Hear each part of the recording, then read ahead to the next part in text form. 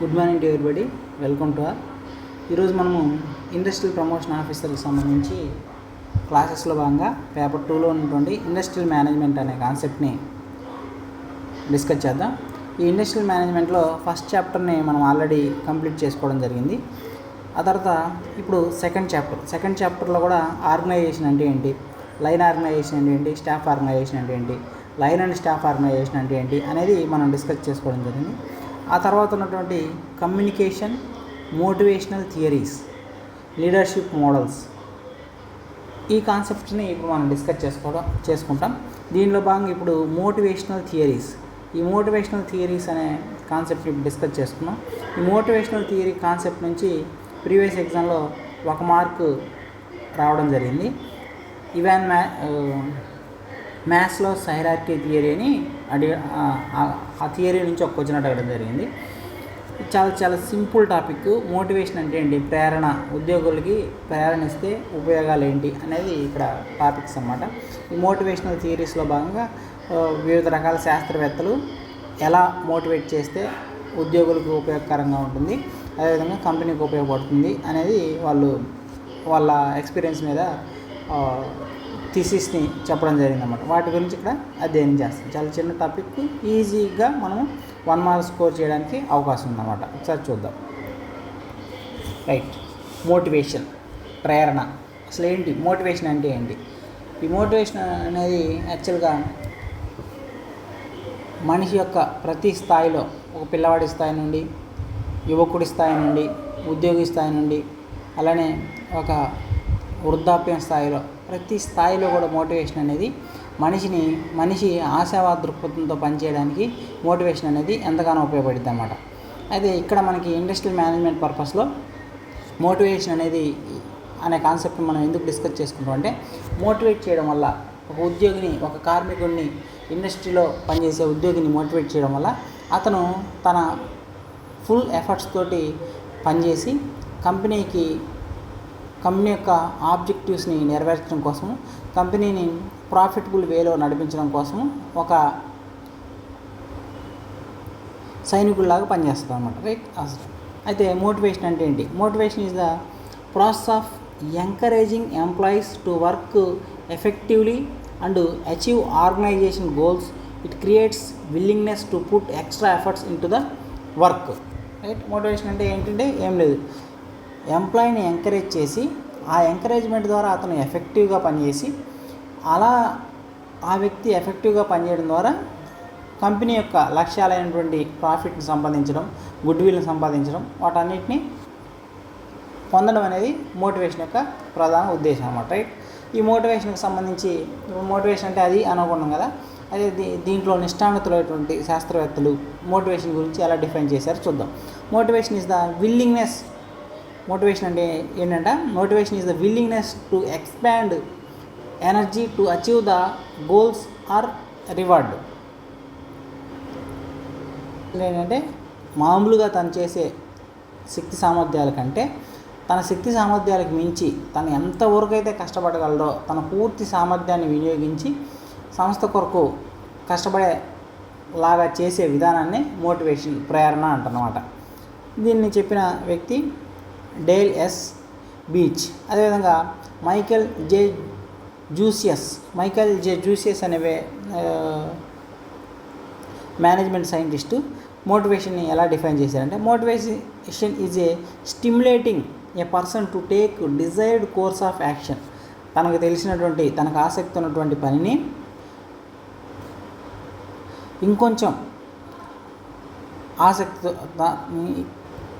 ఇంకొంచెం ప్రేరేపించబడి ఇంకా ఉత్సాహంగా చేసేలాగా చేసేదే మోటివేషన్ అంటారన్నమాట. రైట్. తర్వాత విలియం జి స్కాట్, ఈ శాస్త్రవేత్త, ఈ మేనేజ్మెంట్ శాస్త్రవేత్త ఏం తెలియజేసిందంటే, motivation is the process of stimulating people to action for achieving desired goals. ఇది కూడా అంతే, స్టిమ్యులేట్ చేయడం, వాళ్ళని ప్రేరేపించడం అన్నమాట. ఆ కార్మికుడిని, ఆ ఎంప్లాయీని ప్రేరేపించి కంపెనీ యొక్క డిజైర్డ్ గోల్స్, కంపెనీకి ఏ అయితే గోల్స్ని అవసరం ఉంటుందో ఆ గోల్స్ని నెరవేర్చడానికి ఈ ఉద్యోగిని స్టిమ్యులేట్ చేయడమే మోటివేషన్ అని చెప్పడం జరిగిందన్నమాట. ఇవి అన్నీ కూడా మామూలుగా మోటివేషన్ అంటే ఏంటంటే వీళ్ళు ఆ మోటివేషన్ అనే దాన్నే వేరు వేరు కోణాల్లో చెప్తూ ఉంటారు అన్నమాట. వాట్ ఈజ్ మోటివేషన్ అనే దానికి సంబంధించి ఈ స్టిమ్యులేట్ చేయడము, పీపుల్ స్టిమ్యులేటింగు, అలాంటి desire goals, right, desire actions, ఇట్లా ఈ టెర్మినాలజీ మీకు అవగాహన ఉంటే చాలు. దీనికి సంబంధించి ఎటువంటి క్వశ్చన్ అడిగినా కానీ మీరు సింపుల్గా ఆన్సర్ చేయగలుగుతారన్నమాట, రైట్. ఇదంతా ఏందో చెప్తానంటే దీంట్లో పిన్ పాయింటెడ్గా మీరు గుర్తుపెట్టుకోవాల్సిన అవసరం ఏం లేదన్నమాట.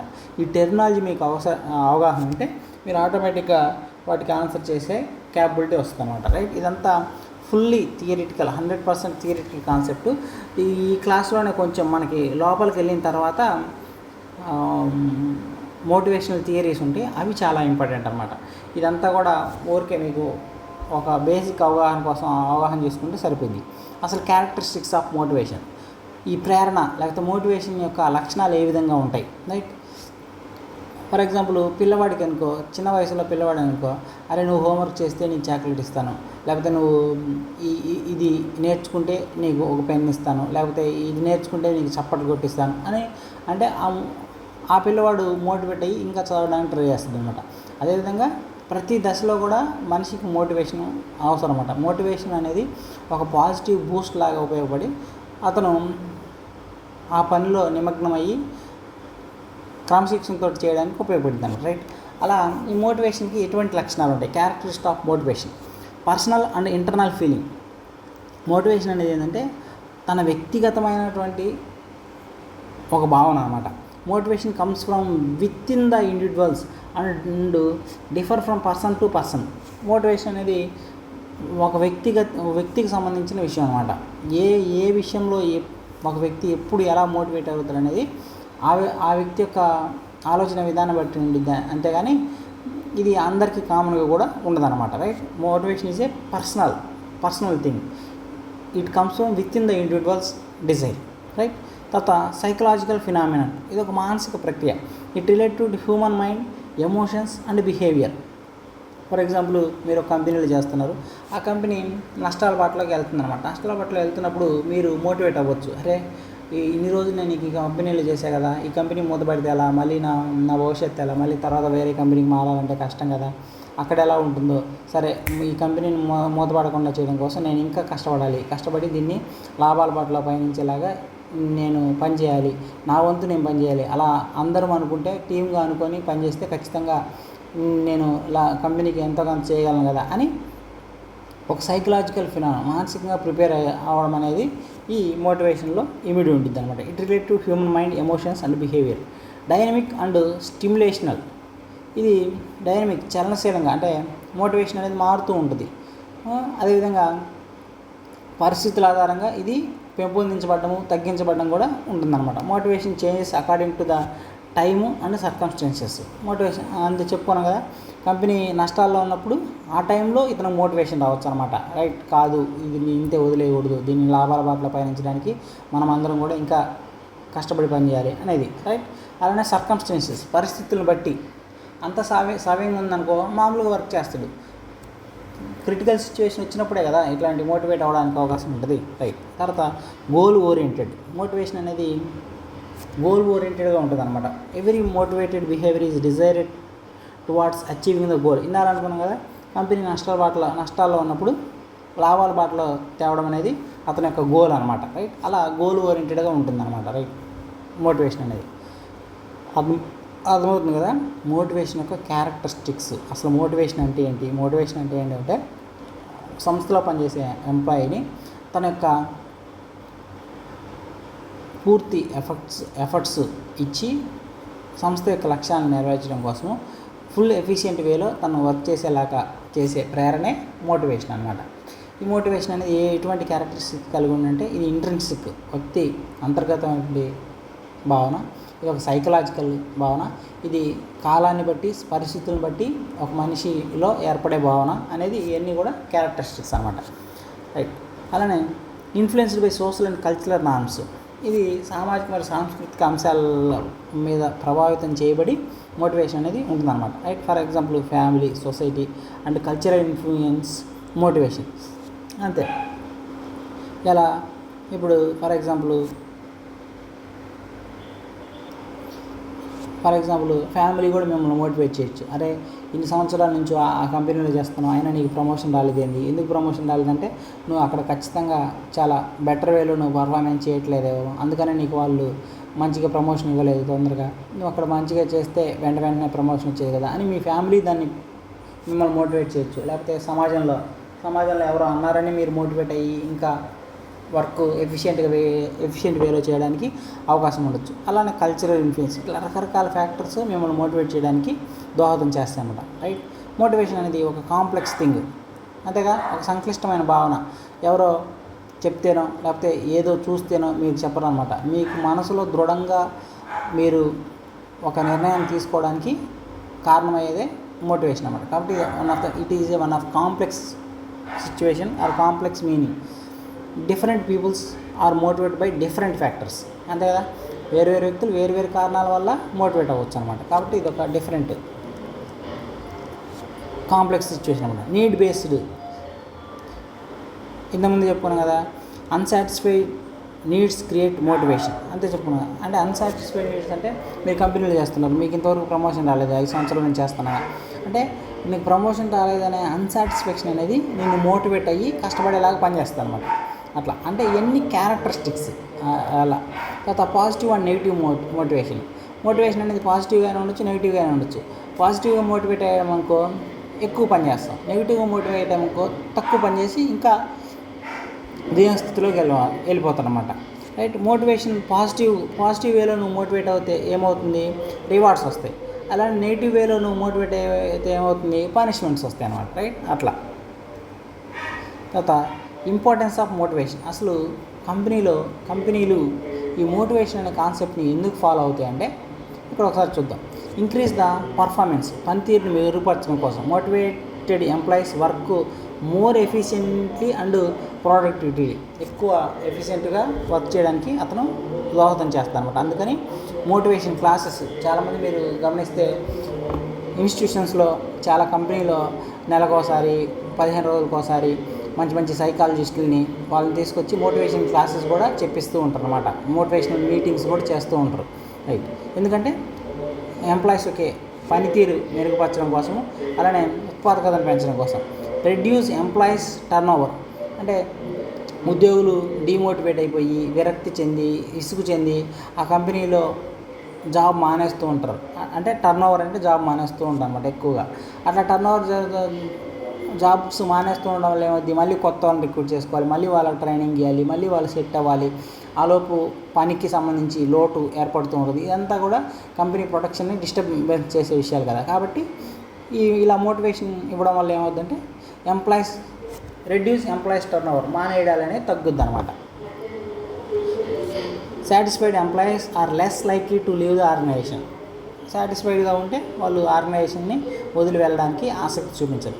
Reduce absenteeism, motivated employees attend work regularly. Interest లేదనుకో ఊరికే సెలవులు పెట్టడం, ఊరికే ఎగ్గొట్టడం, ఎగనామం పెట్టడం చేస్తూ ఉంటారు.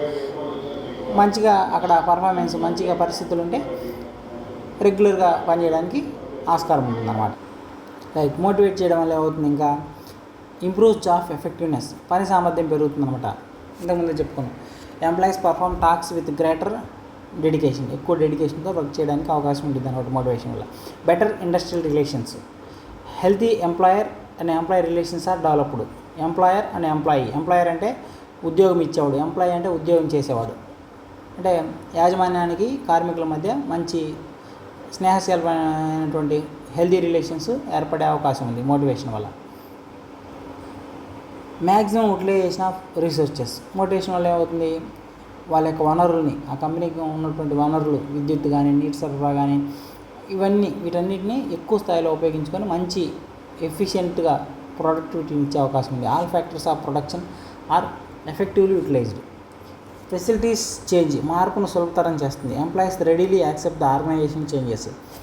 ఒక మోటివేషన్ స్పీకర్ వచ్చేసి వీళ్ళకి మోటివేట్ చేయడం వల్ల ఏమవుతుందంటే, అరే కంపెనీ పరిస్థితి, మీరందరూ ఇట్లా వర్క్ చేయకపోతే ఇంత నష్టాలు వెళ్ళే అవకాశం ఉంది, మీరందరూ ఇట్లా వర్క్ చేస్తే ఇంత లాభాలు వస్తాయి, ఆ లాభాల్లో మీకు కూడా ఇంత పర్సెంటేజ్ వస్తాయి, మీకు బోనస్లు ఇస్తారు, ఇన్సెంటివ్స్ ఇస్తారు, ఇంక్రిమెంట్స్ ఇస్తారు అని చెప్తే ఏమవుతుంది, వాళ్ళు మోటివేట్ అవుతారు కాబట్టి, సైకలాజికల్గా వాళ్ళని మోటివేట్ చేస్తారు కాబట్టి కంపెనీ యొక్క నిర్ణయాలను వీళ్ళు యాక్సెప్ట్ చేసే అవకాశం ఉందన్నమాట. Employees readily accept the organisation changes.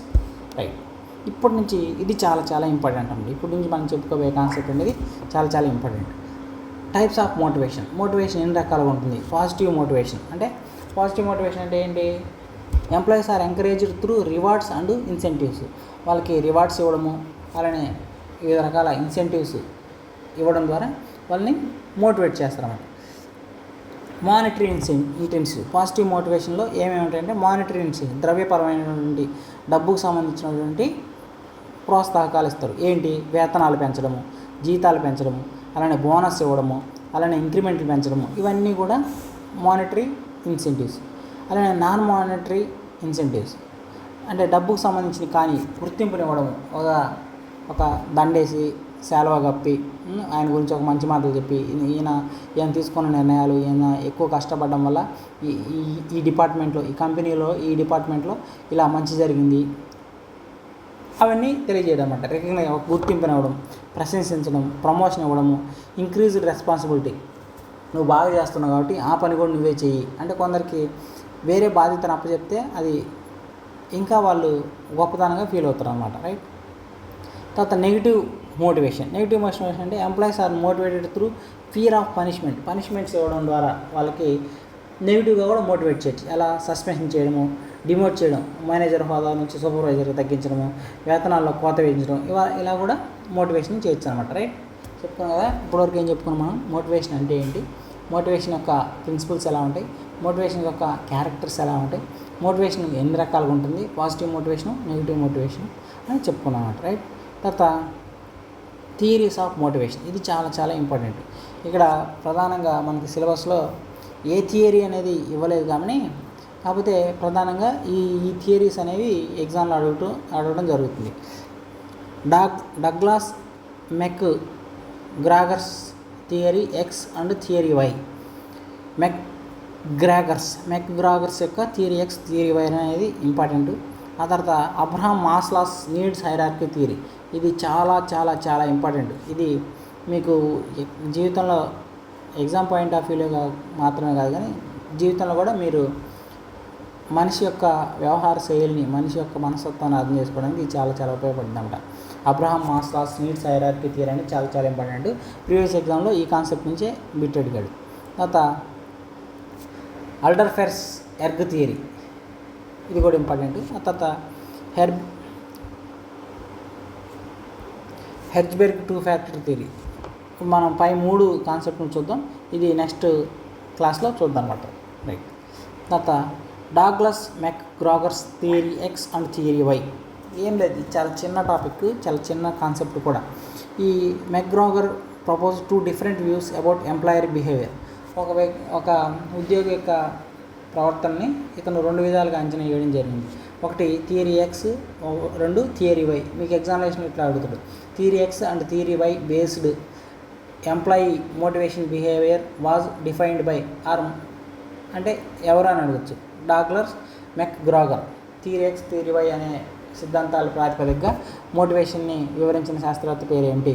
డాగ్లర్ mech గ్రాగర్స్. Theory X నిరాశావాద దృక్పథం. థియరీ ఎక్స్ నిరాశావాద దృక్పథం అనమాట. అంటే ఈయన ప్రకారం ఏమంటే మెక్ గ్రాగర్స్ ప్రకారం కంపెనీలో 2 రకాలైనటువంటి ఎంప్లాయీస్ ఉంటారు, 2 రకాలైనటువంటి కార్మికులు, వ్యక్తులు ఉంటారు. థియరీ ఎక్స్ ప్రకారం వాళ్ళు ఏ విధంగా ఫీల్ అవుతూ ఉంటారు, ఏ విధంగా వాళ్ళు వర్క్ని తప్పించుకోవడానికి ట్రై చేస్తుంటారు, ఏ విధంగా వాళ్ళు తమకు కాదులే అన్నట్టు పక్కకి వెళ్తూ ఉంటారు అనేదాన్ని థియరీ ఎక్స్లో వివరిస్తాడు అన్నమాట. రైట్, ఇతను మెక్ గ్రాగర్ ప్రకారం థియరీ ఎక్స్లో ఎటువంటి వ్యక్తులు ఉంటారంటే ఈయన అంచనాలు ఏ విధంగా చేస్తారు. Employees dislikes works, they avoid work when ever possible. ఎప్పుడు అవకాశం ఉంటే అప్పుడు వర్క్ నుంచి తప్పించుకోవాలనే ఉద్దేశంతో ఎంప్లాయీస్ ఉంటారు అని ఈయన థియరీ ఎక్స్లో ప్రతిపాదించడం జరిగిందన్నమాట. Need close supervision. Manager must constantly monitor employees. Manager వీళ్ళకి పైన ఉండేటువంటి మేనేజరు ప్రతినిత్యం వీళ్ళని అబ్జర్వ్ చేస్తూ ఉంటే మాత్రమే వీళ్ళు వర్క్ చేస్తారు అని ఈ థియరీ ఎక్స్లో ఈయన ప్రతిపాదించడం జరిగింది అనమాట. అదేవిధంగా అవాయిడ్ రెస్పాన్సిబిలిటీ. తమ బాధ్యతలను ఎప్పుడు పక్కన పెట్టడానికే చూస్తూ ఉంటారు. Employees prefer being directed. ఎవరో చేస్తే చేయాలి, ఎవరో చెప్తే చేయాలి, లేకపోతే మనకెందుకులే అన్నట్టు ఉంటారు అని ఈయన థియరీ ఎక్స్లో తెలియజేయడం జరిగిందన్నమాట. రెసిస్ట్ చేంజెస్, మార్పును వ్యతిరేకిస్తారు. Employees are uncomfortable with changes. ఇప్పుడు ఏదైనా కొత్త కొత్త విధానాలు తెచ్చారనుకో వాళ్ళు ఇష్టపడరు అనమాట. ఫర్ ఎగ్జాంపుల్ మీకు 1984లో భారతదేశానికి రాజీవ్ గాంధీ ప్రధాని అయిన తర్వాత మనకి అక్కడ ఢిల్లీలో సెక్రటేరియట్లో అప్పటి వరకు టైపింగ్ మెషిన్స్, మాన్యువల్గా వర్క్ జరిగేది అనమాట. ఆయన కొత్త ఆయన లండన్లో చదువుకున్నారు కదా, అక్కడ నుంచి వచ్చినప్పుడు ఆయన కంప్యూటర్స్ అవన్నీ ఇక్కడికి తీసుకొచ్చిందంట. అప్పుడు అంత పెద్ద ప్రధాని మీదనే అక్కడ ఉండే ఎంప్లాయీస్ తిరగబడినంట, మేము చేయము వర్క్, మీరు మమ్మల్ని ఇబ్బంది గురి చేస్తున్నారు, మాకు రాదు ఇదని. అప్పుడు ఆయన చాలా తెలివిగా, సరే మీకు ఇబ్బంది అయితే నేనే టెక్నాలజీని మళ్ళీ విత్డ్రా చేసుకుంటాను, కాకపోతే నన్ను గౌరవించి, ఒక దేశ ప్రధానిగా నన్ను గౌరవించి మీరు కేవలం ఒక 20 రోజులు మాత్రము ఈ కంప్యూటర్స్ ద్వారా వర్క్ చేయండి, అప్పటికి కూడా మీకు నచ్చలేదంటే నేనే వాటిని వెనక్కి తీసేసుకుంటాను అని చెప్పడం జరిగిందన్నమాట. అయితే ఆ 20 రోజులు వర్క్ చేసిన తర్వాత తీసేసుకుందామని అనుకున్నానంట. అయితే ఆ 20 రోజుల తర్వాత ఆ ఎంప్లాయీస్ అన్నారంట, మేము వర్క్ తర్వాత ఖచ్చితంగా ఓన్లీ కంప్యూటర్స్ మీద చేస్తాం, మాన్యువల్గా చేయము, మాన్యువల్గా చాలా కష్టం ఉంది, ప్రతిదీ రికార్డులో రాయాలి, జాగ్రత్తగా ఉండాలి, ప్రతిదీ కూడా క్యాలిక్యులేషన్స్కి వాటిన్నిటికి కూడా కష్టమైపోతుంది. ఈ కంప్యూటర్ అయితే అన్నీ తనే చేసుకుంటుంది, అన్నీ తనలోనే స్టోర్ చేసుకుంటుంది, మెమరీ ఉంటుంది, ఈ టైపింగ్ కూడా చాలా ఫాస్ట్గా ఉంది, ఇదే మాకు కావాలి అని చెప్పడం జరిగింది. అట్లా మార్పుని ఎంప్లాయీస్ రెసిస్ట్ చేస్తారు, మార్పుని అంగీకరించరు, అంత సామాన్యంగా అంగీకరించరు అన్నమాట. అప్పుడు వాళ్ళని మోటివేట్ చేయాలి. రాజీవ్ గాంధీ ఎలా అయితే మోటివేట్ చేసిందో అలా మోటివేట్ చేయాలన్నమాట. అప్పుడు మాత్రమే సంస్థ స్మూత్ వేలో రన్ అవుద్ది, రైట్. సెక్యూరిటీ ఓరియంటెడ్ ఎంప్లాయీ ఎప్పుడైనా ఏం చేస్తాడు, నాకు జీతం వస్తుందా లేదా, నేను 9ంటికి వచ్చానా 4ంటికి వెళ్ళిపోయానా లేదా అన్నట్టు బిహేవ్ చేస్తారు. వాళ్ళకి ఎటువంటి మోర్ రెస్పాన్సిబిలిటీ తీసుకునే ఉద్దేశం ఉండదు అని ఈయన థియరీ ఎక్స్లో తెలియజేయడం జరుగుతుంట. Job security is more important than the achievement. ఏదో చేయాలి అనే దానికంటే తన జాబ్ సెక్యూరిటీ అనేది ఎక్కువ చూసుకుంటాడు అని చెప్తున్నమాట. మేనేజ్మెంట్ స్టైల్, ఈ థియరీ ఎక్స్లో మేనేజ్మెంట్ ఏ విధంగా వ్యవహరిస్తారు అనే దాని గురించి ఎక్స్ప్లెయిన్ చేస్తూ ఆటోక్రటిక్ లీడర్షిప్, నియంతృత్వ విధానంలో ఈ థియరీ ఎక్స్లో మేనేజ్మెంట్ వ్యవహరించాలి అని చెప్తున్నమాట. సెంట్రలైజ్డ్ డెసిషన్ మేకింగ్, ఒక కేంద్రీకృతంగా పైన మేనేజర్స్ లేకపోతే బోర్డు ఉండి అక్కడి నుంచి నిర్ణయాలు తీసుకొని కింద వాళ్ళందరినీ నడిపించాలి అనేది చెప్తున్నమాట. స్ట్రిక్ట్ కంట్రోల్, ఖచ్చితంగా స్ట్రిక్ట్ వేలో కంట్రోల్ చేస్తేనే ఎంప్లాయీస్ వింటరు అని ఈ మెక్గ్రాగర్ థియరీ ఎక్స్లో ఎక్స్ప్లెయిన్ చేయడం జరుగుతుందన్నమాట. ఒక మాటలో చెప్పాలంటే థియరీ ఎక్స్ అనేది నెగిటివ్ వ్యూ ఆఫ్ ఎంప్లాయీస్ ఏ విధంగా పనిని తప్పించుకుంటారు, ఎంప్లాయీస్ ప్రవర్తన ఏ విధంగా ఉంటుందనేది నెగిటివ్ వేలో ప్రొజెక్ట్ చేసే సిద్ధాంతం అన్నమాట. తర్వాత థియరీ వై, ఆశావాద దృక్పథం. థియరీ ఎక్స్ ఏమో నిరాశావాద దృక్పథం, థియరీ వై ఏమో ఆశావాద దృక్పథం. Assumptions, work is natural, employees consider work as normal as rest or play. ఖచ్చితంగా మనకు జాబ్ వచ్చింది కాబట్టి ఖచ్చితంగా చేయాలి, ఇది వర్క్ అనేది వర్క్లాగా కాకుండా ఒక ఆట లెక్క, అంటే ఆట అని కాదు, ఒక జీవన గమనం లెక్క మనం చేస్తూ ఉండాలి, ఇది మన నిత్య జీవితం, నిత్యం జరగాల్సిన వర్క్ అని ఫీల్ అవుతూ ఉంటారు అని చెప్పడం జరిగింది. అంటే థియరీ వైలో మంచి ఎంప్లాయీస్ ఎలా ఉంటారని చెప్తున్నమాట, మంచి ఎంప్లాయీస్ యొక్క క్యారెక్టర్స్ ఎలా ఉంటాయని చెప్తున్నమాట. Work is natural, self controlled, employee can direct themselves. ఎవరో నాకు చెప్పేది ఏంటి, పలానా సూపర్వైజర్ వచ్చి ఇన్ని గంటల్లో చేయాలి, ఇలా చేయాలని చెప్పేది నాకు తెలియదా, నేను జీతం తీసుకోవట్లేదా అని సెల్ఫ్ మోటివేట్ అయ్యి రెస్పాన్సిబిలిటీతో బిహేవ్ చేయాలి. యాక్సెప్ట్ రెస్పాన్సిబిలిటీ, బాధ్యతలు స్వీకరించాలి. People are willing to take responsibility. Creativeness, ఈ ఎప్పుడు మోసధోరణిలో చేయడం వల్ల ఏమొస్తుంది కంపెనీకి కాదు, మనం ఇంకా కొత్తగా ఆలోచించాలి. కొత్తగా ఆలోచించడం వల్ల తక్కువ ఖర్చుతోనే ఇంకా ఎక్కువ ప్రోడక్ట్ని తయారు చేయొచ్చు, తక్కువ సమయంలోనే ఎక్కువ చేయొచ్చు, తక్కువ ఖర్చుతోనే ఇంకా మంచిగా కంపెనీకి దోహదపడవచ్చు అనేది ఉంటుందన్నమాట. Creativity, employees process innovative abilities, ఇవన్నీ కూడా వాళ్ళు కంపెనీ అభివృద్ధి కోసము వాళ్ళు డిస్ట్రిబ్యూట్ చేయడం, పార్టిసిపేట్ చేయడం అనేది ఉంటుందన్నమాట. Committed to goals, employees work sincerely towards the organisation goals. ఇవన్నీ కూడా పాజిటివ్ వే ఆఫ్ మోటివేషన్లో క్రియేటివిటీని ఉపయోగిస్తారు, తమ క్రియేటివిటీని సంస్థ కోసం ఉపయోగిస్తారు, కమిట్మెంట్తో పనిచేస్తారు. అదేవిధంగా రెస్పాన్సిబిలిటీ ఇచ్చినా దాన్ని యాక్సెప్ట్ చేస్తారు, సెల్ఫ్ కంట్రోల్ ఉంటుంది, వర్క్ ఈజ్ న్యాచురల్ అన్నట్టు బిహేవ్ చేస్తారు. ఈ థియరీ వైలో ఏముంటుందంటే మేనేజ్మెంట్ స్టైల్ ఎలా ఉంటుంది, పార్టిసిపేటివ్ లీడర్షిప్, వాళ్ళతో కలిసి పనిచేసినట్టు మేనేజ్మెంట్ ఉంటుంది అనమాట. అంతేగాని వాళ్ళ మీద అధికారం చెలాయించేటట్టు ఉండదు. టీం వర్క్, ఒక కుటుంబం ఒక జట్టులాగా చేసేలాగా ఉంటుంది. డీసెంట్రలైజేషన్, పైనుంచి కిందకి ఆదేశాలు ఇవ్వడంలా కాకుండా తమతో కలిసి తమ ఆలోచనల్ని తమ దృక్పథాలని వీళ్ళతో పంచుకునేలాగా ఉంటుందన్నమాట. ఎంప్లాయీ ఎంపవర్మెంట్, వాళ్ళని స్వయం సమృద్ధి చేసేలాగా, వాళ్ళని చేయూతనిచ్చేలాగా ఉంటుందన్నమాట. Theory Y positive view of employees, ఈ మెక్గ్రాగర్ చెప్పింది ఇదే. ఒక్క పాయింట్లో మీకు చెప్పాలంటే థియరీ ఎక్స్ థియరీ వై అనే దాన్ని ప్రతిపాదించిన మేనేజ్మెంట్ సైంటిస్ట్ ఎవరంటే మెక్గ్రాగర్. థియరీ ఎక్స్లో ఎవరు ఉంటుంటే నెగిటివ్ థింకింగ్ ఎంప్లాయీస్ ఉంటారు. థియరీ వైలో ఎవరు ఉంటుంటే పాజిటివ్ థింకింగ్ ఎంప్లాయీస్ ఉంటారు. అంతే, అయిపోయింది. అంతే, దీని గురించి పెద్ద రామాయణం అంటూ ఏమీ లేదు. Theory X employees dislikes work. Theory Y employees enjoy the work. Need supervision, self control, ఎవరో ఉండి కర్రబడిచినట్టు వీళ్ళని సూపర్వైజ్ చేస్తూ ఉండాలి, ఇక్కడ అవసరం లేదు. అవాయిడ్ రెస్పాన్సిబిలిటీ, బాధ్యతల నుంచి దూరంగా తొలగాలనుకుంటారు. యాక్సెప్ట్ రెస్పాన్సిబిలిటీ, బాధ్యతలను స్వీకరించాలనుకుంటారు. రెసిస్ట్ చేంజ్, మార్పును అంగీకరిస్తారు. ఆటోక్రటిక్ స్టైల్ అంటే నియంతృత్వంగా ప్రవర్తించాలి. పార్టిసిపేటివ్ స్టైల్, వాళ్ళతో కలిసి పని చేసినట్టు ఉంటుంది అన్నమాట థియరీ వైలో. రైట్, థియరీ ఎక్స్లో కంట్రోలింగ్ ఉంటుంది, థియరీ వైలో పార్టిసిపేషన్ ఉంటుంది అన్నమాట. అంతే తేడా.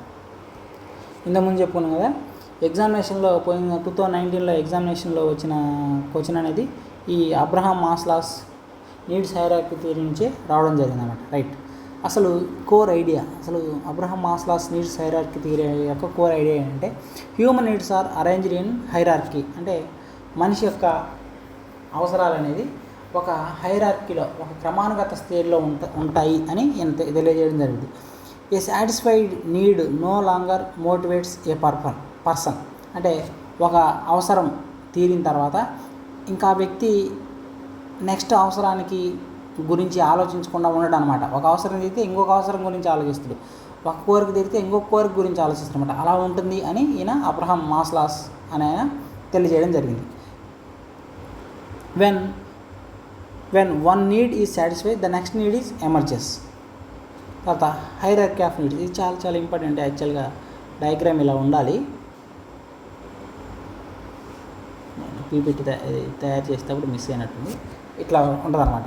ఫస్ట్ అబ్రహాం మాస్లాస్ ప్రకారం ఫస్ట్ మనిషికి ఫిజికల్ నీడ్స్ ఉంటాయి అన్నమాట, శారీరక అవసరాలు. ఫిజియోలాజికల్ నీడ్స్ అంటే ఏంటి? ఫుడ్, కూడు, గూడు, గుడ్డ. అంటే అసలు ఫస్ట్ ప్రాథమికంగా మనిషి ఏం ఆలోచిస్తాడు? మనకి కడుపులో అన్నం లేకపోతే తనకి సినిమాలు, షికార్లు, బైకులు, కార్లు కావాలనుకుంటాడు కదా. అంటే ఫస్ట్ ప్రధానంగా ప్రాథమికంగా ఫిజికల్ నీడ్స్ ఏంటంటే ఫస్ట్ తనకు కూడు కావాలి, అంటే ఆహారం కావాలి. ఆ తర్వాత గూడు కావాలి, అంటే ఆహారం దొరికిన తర్వాత ఎక్కడైనా తన తలదాల్చుకోవడానికి ఒక ఇల్లు, ఒక షెల్టర్ కావాలన్నమాట.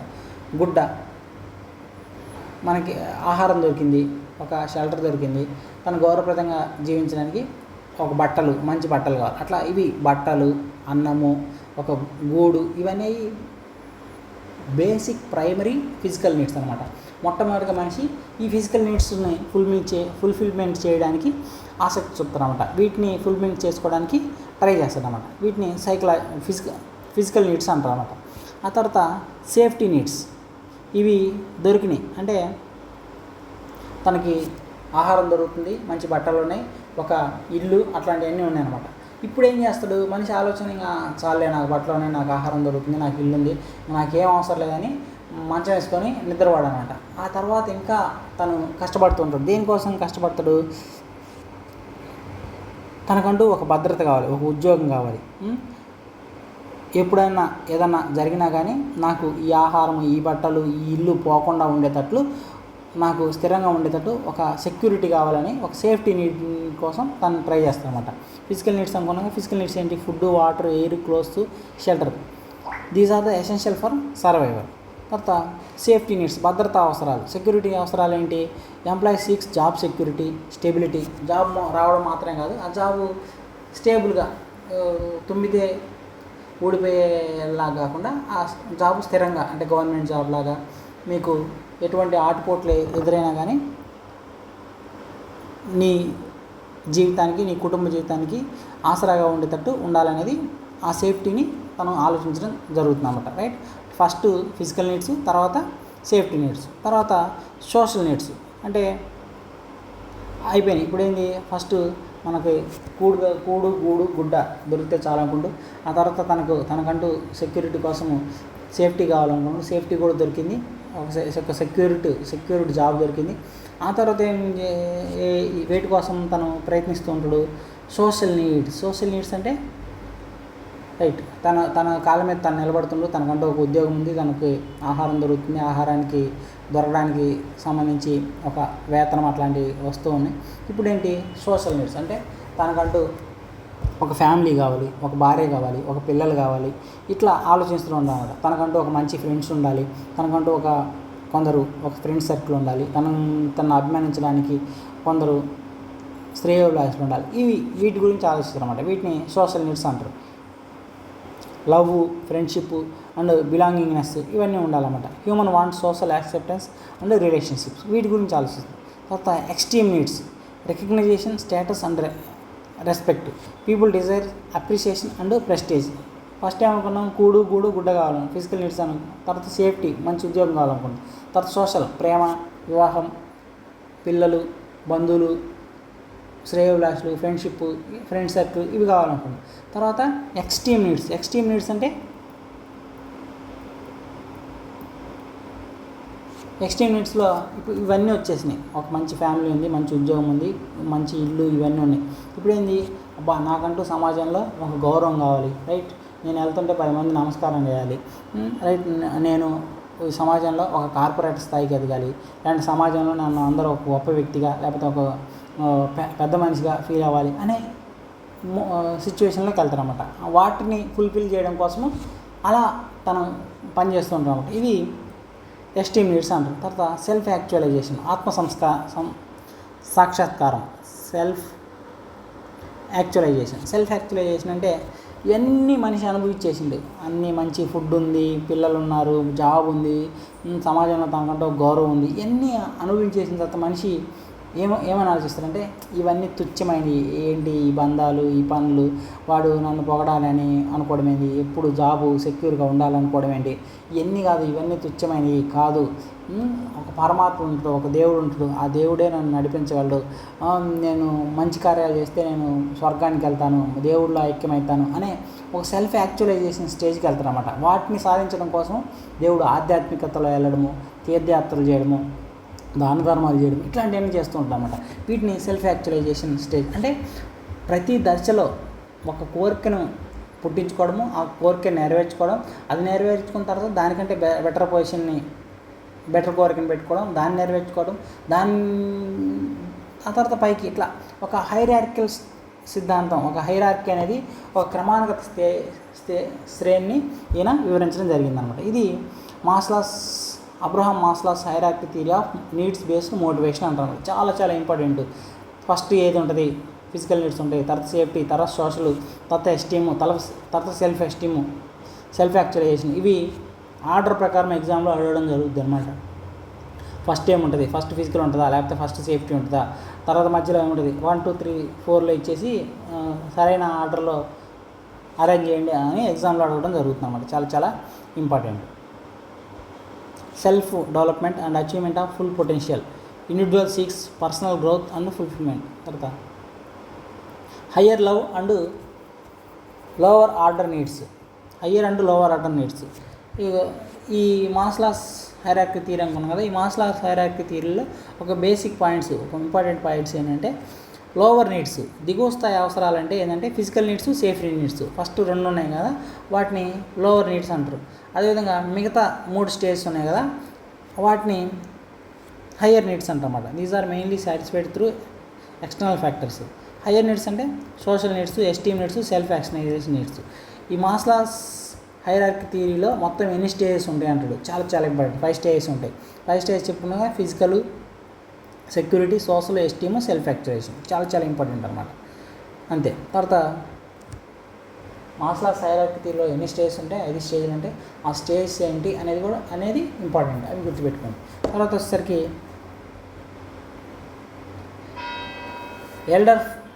ఎల్డర్ఫర్స్ ఎర్గ్ థియరీ. ఎల్డర్ఫర్స్ ఎర్గ్ థియరీ అనేది ఇది మన మాస్లోస్ హైరార్కీ థియరీని బేస్ చేసుకొని ఈ ఎల్డర్ఫర్ అనే ఒక మోటివేషనల్ థియరీని ప్రతిపాదించడం జరిగిందన్నమాట. అది ఏంటో చూద్దాం.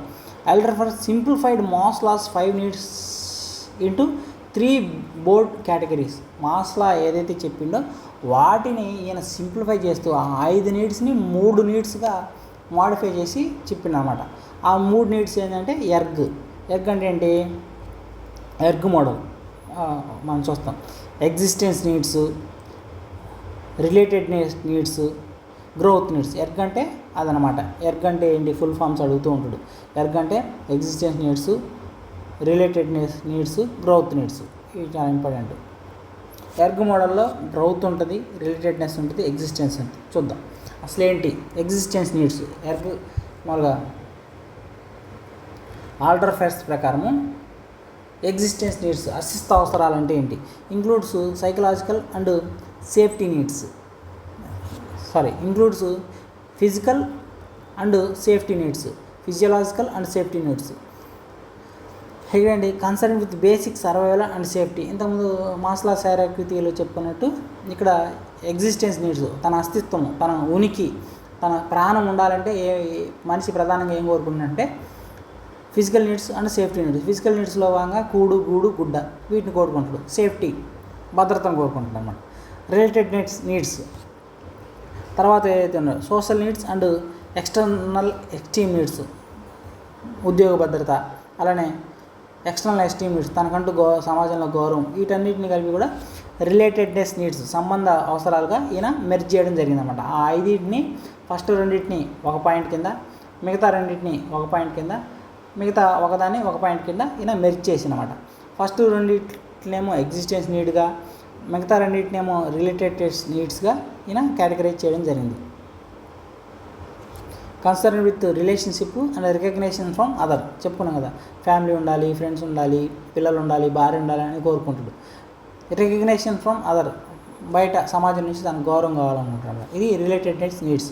Growth needs includes self actualisation and internal esteem feeds. తన ఆత్మ సాక్షాత్కారం అంటే మానసికంగా ఒక అత్యున్నతమైన అనుభవాన్ని ఫీల్ అవడం అన్నమాట. దాన ధర్మాల ద్వారా, దేవుడిని గురించి ఆలోచించడం ద్వారా మనిషి ఈ విధంగా ఈ స్థాయికి చేరుకుంటారన్నమాట. Concern with personal development and achievement. ERG theory implications. Main idea, an employee may try to satisfy more than one need at the same time. ఒక ఎంప్లాయీ ఒకే సమయంలో ఒకటి కంటే ఎక్కువ అవసరాలని, ఎక్కువ నీడ్స్ని తను సాటిస్ఫై చేయడానికి, తను పొందడానికి ట్రై చేస్తూ ఉంటాడు అనుకుంటాను అన్నమాట. అంతే కదా, మనకి కొంతమంది చూస్తాం, తను కూడు, గూడు, గుడ్డ అంటే మనకి ఆహారం దొరుకుతుంది, బట్టలు ఉన్నాయి, ఇల్లుంది అంటే అని ఆ అవసరాలను తీర్చుతూ ఉన్న సమయంలోనే మిగతా అవసరాలను తీర్చుకోవడం కోసం ట్రై చేస్తూ ఉంటాను అన్నమాట. అది if a higher level needs is not satisfied, the employee may return to the lower level needs. Try చేస్తాడు, కానప్పుడు ఉన్న దాంట్లోనే సరిపెట్టుకుందాంలే అని సర్దుకుపోతారు అన్నమాట. Keywords: frustration, regression principle. అసంతృప్తి, దిగువ స్థాయి అవసరాలకు తిరిగి వెళ్ళడం అనేది చూస్తాం. అదే నెరవేరినప్పుడు అలా వెళ్ళడం జరుగుతుంది అన్నమాట. అంతే, ఇందులో చెప్పుకున్నాం కదా, ఎర్గ్ థియరీలో ఆ 5 పాయింట్స్ని 3 పాయింట్స్గా ఇతను డివైడ్ చేయడం జరిగింది అనమాట. అంతే, ఇక్కడ దీంట్లో కొత్తగా చెప్పేది ఏముంటుంది, ఎర్గ్ అంటే ఏంటి, ఒక్కొక్క దాని గురించి ఏంటి, దాని యొక్క మీనింగ్ అంటే ఏంటి, ఫుల్ ఫామ్ ఏంటి అనేది ఇంపార్టెంట్గా అడుగుతూ ఉంటుంది అనమాట. ఒకసారి సమ్మరీ చూస్తే మోటివేషన్ అంటే ఏంటంటే process of encouraging employees to achieve the goals. Positive motivation ఏంటంటే బహుమతి ఇవ్వడం, అది దాని రూపంలో కానీ దాని రూపంలో కాకుండా కానీ. నెగిటివ్ మోటివేషన్ అంటే పనిష్మెంట్స్ ఇవ్వడం, డిమోట్ చేయడము, శాలరీ తగ్గించడం, అట్లాంటివి. థియరీ ఎక్స్ అంటే నెగిటివ్ మోటివేషన్, థియరీ వై అంటే పాజిటివ్ మోటివేషన్.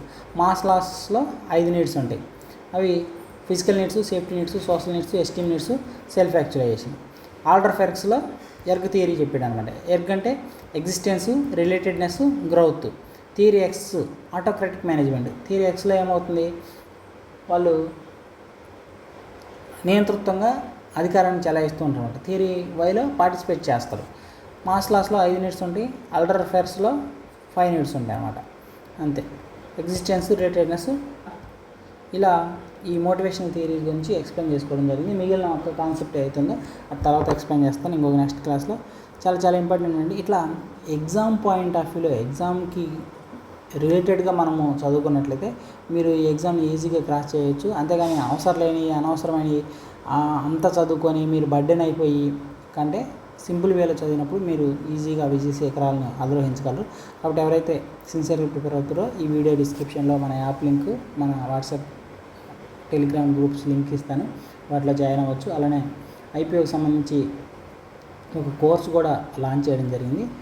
ఇంట్రెస్టెడ్ అభ్యర్థులు దాంట్లో కూడా జాయిన్ అవ్వాల్సిందిగా మనవి. Thank you very much. అలానే ఈ వీడియోని ఇప్పటివరకు మీరు చూశారు కాబట్టి లైక్ చేయండి. అదేవిధంగా ఈ ఛానల్ని సబ్స్క్రైబ్ చేసుకోండి. అదేవిధంగా ఈ వీడియోని మీరు మీ మొబైల్లో ఉన్నటువంటి ఇతర ఎడ్యుకేషనల్ గ్రూప్స్ ఉంటాయి కదా, వాటిలో ఎవరైతే ఇంజనీరింగు అలానే డిప్లొమా చేసినటువంటి అభ్యర్థులు ఉంటారో వాళ్ళకు ఉపయోగపడే విధంగా ఫార్వర్డ్ చేయవలసిందిగా మనవి. Thank you very much.